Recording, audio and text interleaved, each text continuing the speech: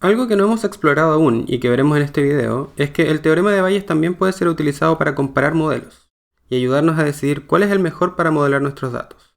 Esta comparación tiene algunas sutilezas que es importante considerar. Por ejemplo, si intentamos modelar nuestros datos con una línea recta, como hemos hecho en esta serie de videos, y luego intentamos modelar los mismos datos con una parábola o en general con un polinomio de mayor orden, entonces obviamente los polinomios de mayor orden van a acercarse más a los datos, simplemente porque son una familia de curvas más flexibles. Pero eso no significa que sean los mejores modelos. Lo que hay que considerar es que al agregar flexibilidad al modelo, también agrandamos el espacio de parámetros que hay que explorar, y eso debería ser penalizado de alguna forma. Esta forma de pensar nos va a permitir alcanzar un balance entre la simplicidad del modelo y lo bien que se ajusta a los datos. Queremos un modelo que se ajuste bien, pero que a la vez sea lo más sencillo posible. Para eso podemos escribir el teorema de Bayes aplicándolo a un determinado modelo. Entonces lo que el teorema diría es que la probabilidad asociada a un determinado modelo, dado el set de datos que fue observado, se puede calcular como la probabilidad de observar esos datos, dado el modelo.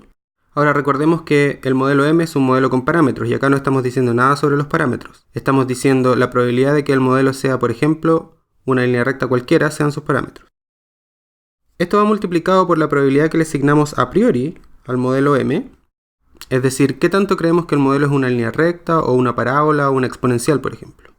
Y todo esto dividido por la probabilidad de observar los datos, independiente de cuál sea el modelo. Esto sí que es imposible de calcular, pero ya vamos a ver que no importa. Lo que vamos a hacer para comparar dos modelos entonces es tomar el cociente entre las probabilidades asociadas a dos modelos distintos, digamos el modelo 1 y el modelo 2. La idea es que si O12 es mayor que 1, entonces el modelo 1 tiene mayor probabilidad de ser el correcto. Si usamos el teorema de Bayes como en la ecuación de arriba, entonces tenemos lo siguiente. De donde vemos que este denominador que era imposible de calcular simplemente se simplifica. Y lo que obtenemos son estos dos términos, donde el de más a la derecha es simplemente la razón entre las probabilidades a priori asignadas a cada modelo, es decir, qué tanto creemos que uno de los modelos es el correcto en vez del otro. Recuerden, antes de haber visto los datos. En general, lo más común es que este término sea 1, es decir, no le damos preferencia a priori a ninguno de los dos modelos a menos que tengamos razones bien fundadas. A este otro término, que es el cociente de las verosimilitudes, se le llama el factor de Bayes. ¿Cómo podemos calcular el factor de Bayes? Volvamos a escribir el teorema de Bayes como lo habíamos escrito en uno de nuestros primeros videos, pero esta vez tomemos en cuenta de que hay un modelo de por medio. Vamos a decir que la probabilidad asociada a un set de parámetros, dados los datos observados y un modelo, se puede calcular como la probabilidad de observar esos datos, dados los parámetros y asumiendo el modelo, por la probabilidad a priori que le asignamos a esos parámetros, dado el modelo, y todo esto por sobre la probabilidad de observar los datos, dado el modelo. Esto que está acá es lo que llamamos la evidencia, y es lo que necesitamos para poder calcular el factor de Bayes. Esta ecuación la podemos reorganizar de la siguiente forma. Podemos decir que la probabilidad asociada a un set de parámetros, dados los datos observados y el modelo, por la probabilidad de observar los datos dado el modelo, es igual a la probabilidad de observar los datos dado un set de parámetros y un modelo, por la probabilidad a priori asociada a esos parámetros dado el modelo. Y podemos integrar a ambos lados en todo el dominio posible de los parámetros.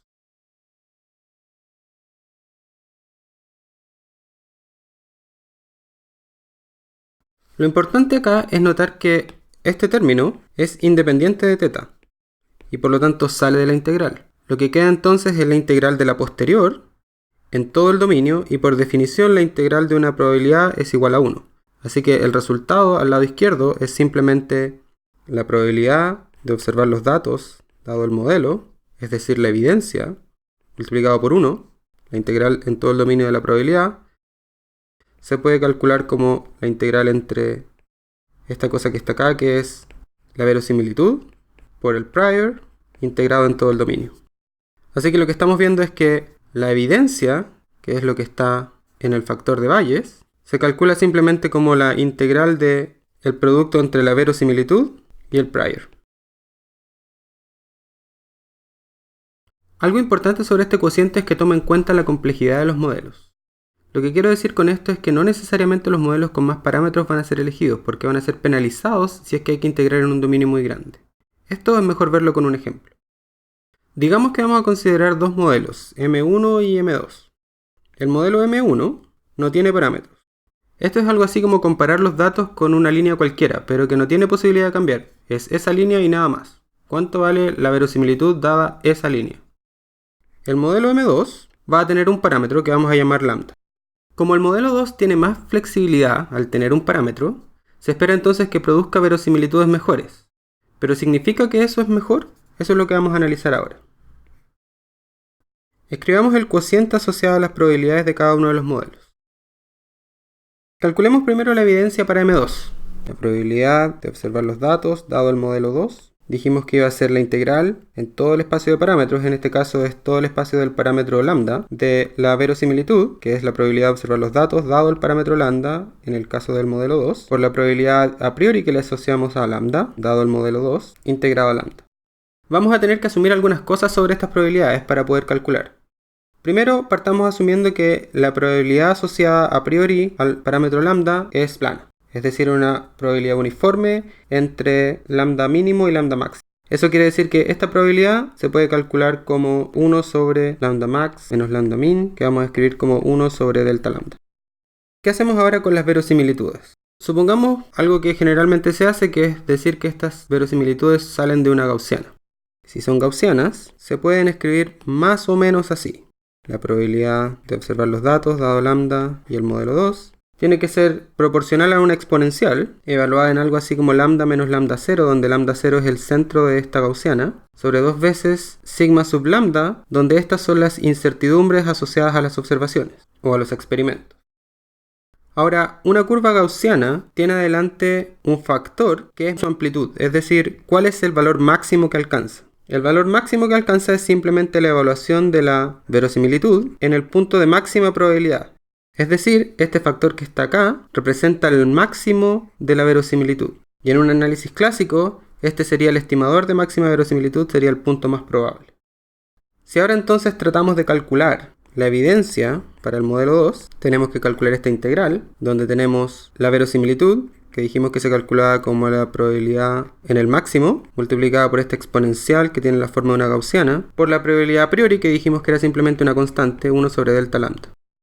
Acá, este término y este término no dependen de lambda, son simplemente números constantes, así que salen de la integral. Lo único que tenemos que integrar ahora es este término.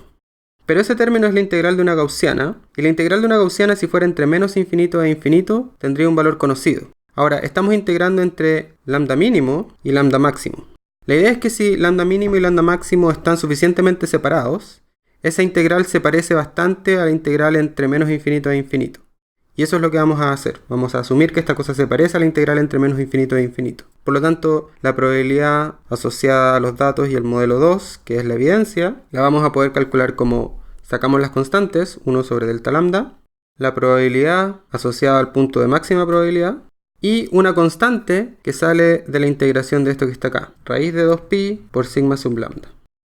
Volviendo al cociente entonces, el cociente O12 se calculaba como la evidencia para el modelo 1, que si mirábamos antes entonces debería calcularse como una multiplicación entre la verosimilitud y el prior, pero la verosimilitud en este caso es simplemente la verosimilitud evaluada en el único punto en el cual se puede evaluar, porque no tiene parámetros. Así que esta cosa la vamos a poder escribir como la probabilidad a priori para el modelo 1 por la probabilidad de observar los datos dado el modelo 1, que es coincidente con el máximo de su verosimilitud.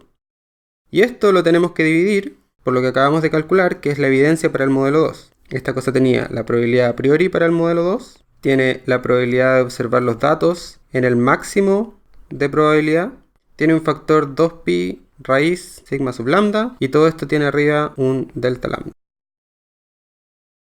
Entonces, ¿qué tenemos? La razón entre las verosimilitudes. Típicamente, esta cosa vale 1, a menos que tengamos buenos motivos para creer que un modelo es mejor que el otro.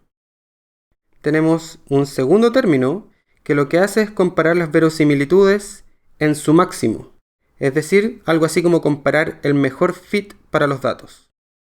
Finalmente, hay un término que cuando delta lambda se hace grande, penaliza al modelo M2, Recuerden, si este número es mayor que 1, entonces el modelo 1 es preferido. Así que cuando delta lambda se vuelve grande comparado con las incertidumbres experimentales, entonces el modelo M2 se ve penalizado. Es decir, por tratar de explorar un espacio de parámetros más grande hay una cierta penalización. Pero esa penalización podría valer la pena si es que el mejor ajuste mejora significativamente. Así que en resumen lo que tenemos es que si el modelo se hace más flexible, eso generalmente produce mejores verosimilitudes, es decir, mejores máximos de probabilidad. Sin embargo, esto va contrarrestado por el término que penaliza al modelo si es que hay que explorar un espacio de parámetros demasiado grande. De esta forma, el cociente O1,2 que acabamos de definir nos permite comparar modelos en un balance que favorece modelos que generan mejores verosimilitudes, pero que a la vez penaliza complejidad. Así que no necesariamente los modelos con más parámetros van a ser los elegidos según esta regla.